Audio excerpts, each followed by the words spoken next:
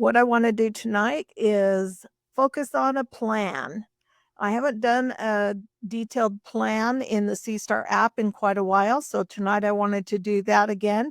I also wanted to do it because there's some objects coming up in the southern sky that I haven't ever imaged before, and so I wanted to do some of those. Um, I At the beginning of the night, between 9 and midnight, I have a couple of images I need to do for a previous video that is comparing the exposure rates. And so I know that between 9 and 11, whenever I can start, it's probably closer to 10, about 10 to midnight, I have to do something else that is going to finish off an experiment I'm doing that we'll post as a different video. So I know that between midnight and about 5 a.m. is the window of time that I have that I can do a focused plan. And so what I want to do is I want to go into the plan mode on the Seestar app and create a plan. And all of the objects that I'm going to try tonight are new to me. So I'm going to just name it new to me. And then I'm going to just go in and add some objects. Now, I could use the Sky Atlas and find the objects, but I like to use this Star Walk app. I talked about this in previous videos. It's not a requirement if you want to use the Sky Atlas or maps or whatever it is you want to use. That's all fine and dandy. I like to use this Skywatch app because I seem to have better control over it. So I'm going to point it to the southern sky because I know that's where some of them are that I want to do. I'm going to click the little dial over here in the top right hand corner to turn on the clock, and I'm going to turn it to about midnight so that I know what's kind of up in the sky about that time. And so I'm looking to the southern sky here, eastern, southern, and that's where I see all of these objects that are here. These ones over here on the right are probably a little too low on the horizon. I would catch my neighbor's light, I'm afraid. So I want to start, let's see, what's this one? That's the Lagoon Nebula. Let's start there. It may be a smidge low in the sky, but we can give it a try. So I'm going to go back to the Seestar app and search for M8, which is the Lagoon Nebula. And let's do M8. And we'll find it on the Sky Atlas. And there it is. I'm not going to do any mosaic or framing to enlarge the screen or anything because I know I'm not going to have long periods of time to work on these objects because I really only have maybe 4.5 hours of imaging time. And I think I want to try and do 4 different objects. So I'm going to add this one to the plan, and I can see already that that is pretty low. I know I can't get too much past 5 a.m. or it's going to start getting light. So I'm going to do that one from 4 to 5. I'm just going to do it for an hour because it is pretty low. Odds are probably pretty good that I'll miss it and it'll be behind my neighbor's house, but we're going to cross our fingers and hope that we can capture something new. Then I'm going to go back to that Star Walk app. And let's see, that's the Trifid Nebula. Maybe I don't want to do 2 that are quite that low, just in case they're behind my neighbor's house. That's the Spider Nebula. Let's see, the Omega Nebula. Ooh, the Eagle Nebula. That's one that I've been wanting to do. I've been waiting for that one to happen. So let's try that one. That one is the Eagle Nebula.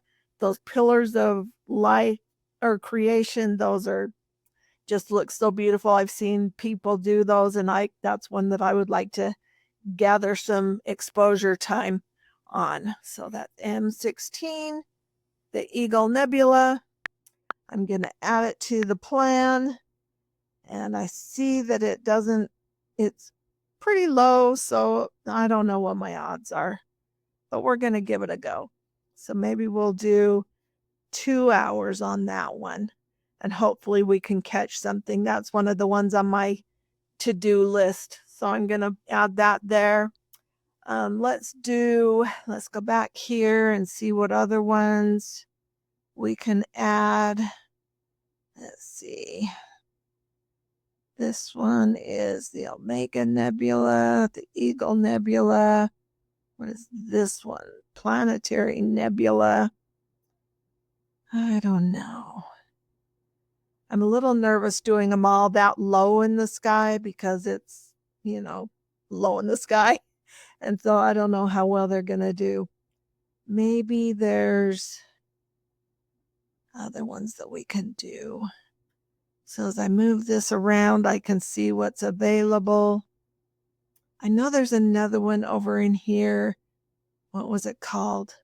I think it's the Swan Nebula. I think that's around there too. Let's look for that one. The Swan Nebula is right here.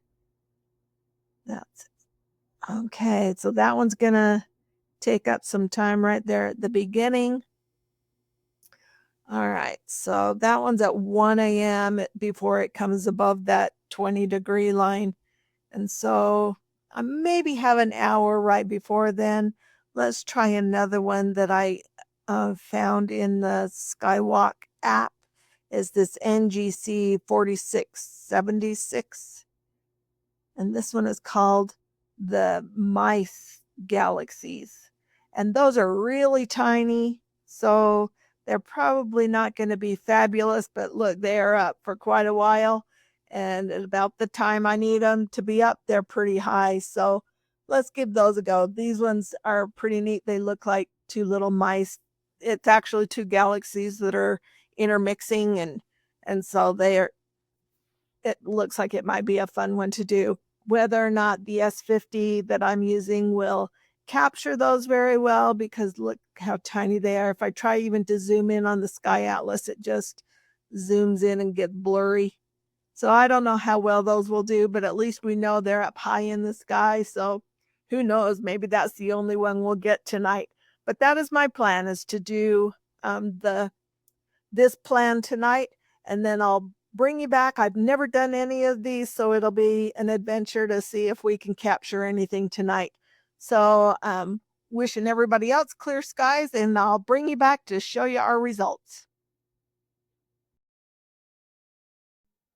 All right, it's the next morning, and I turned on my Seestar after the plan had closed it down. It was actually powered on still. It's just the arm was closed. But this is what I got. I was actually pleasantly surprised. I thought maybe I'd get one of the objects that mice galaxies because it was so high in the sky. But, I'm going to show you the results here and see what you think. And just as a reminder, we did M17, which is the Swan Nebula. And then we did M8, which is the Lagoon Nebula. And then we did M16, the Eagle Nebula. And then the NGC 4676, which is the Mice Galaxies. And I did that one. I figured that one would be pretty small and blurry just because it's so tiny. But it was the one that I had the most hopes on because it was higher in the sky. But here are my results. The first one is the Swan Nebula. It's also known as the Omega Nebula, and I thought this one turned out pretty good. I could actually depict the character of the swan and why it was named that.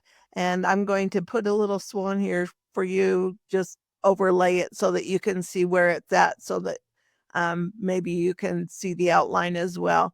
So this is the Swan Nebula. The next one is the Lagoon Nebula, and it is named that because it's characterized by a prominent dark curved channel that appears to split it in half, giving it a lagoon name. But this one turned out pretty nice too. I'll put an overlay of where that channel is. Next up is the Eagle Nebula, or M16.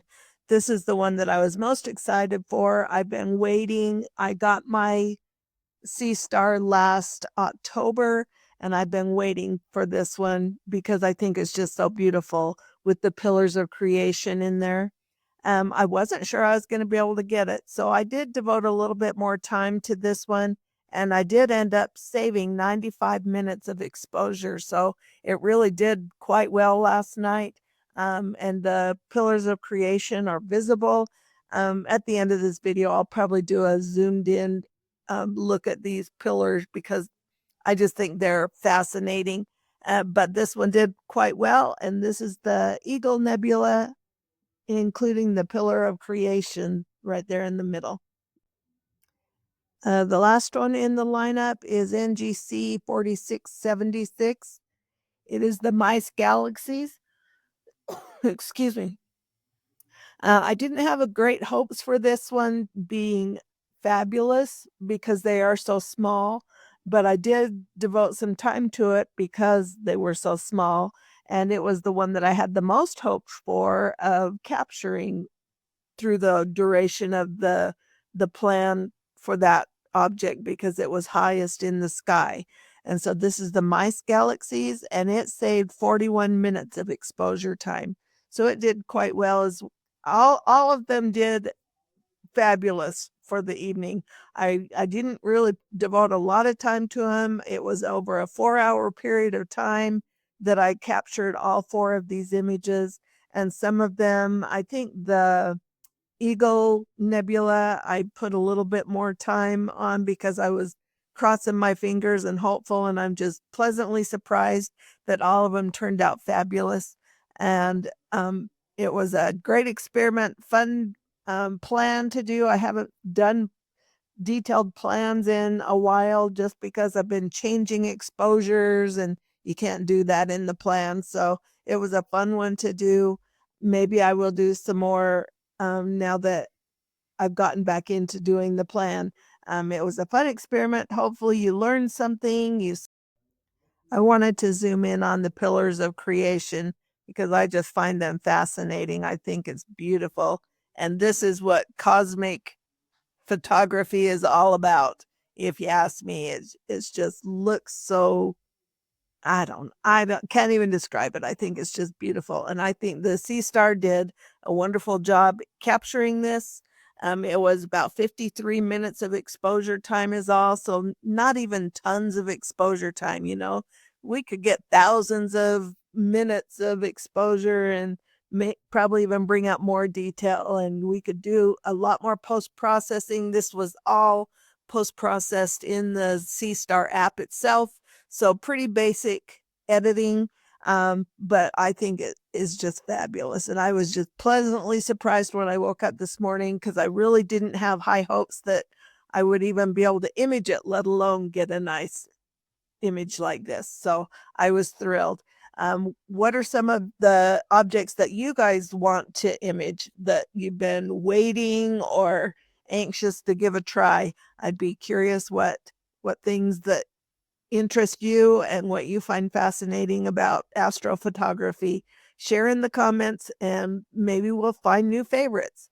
Thanks for watching. Clear skies, everybody.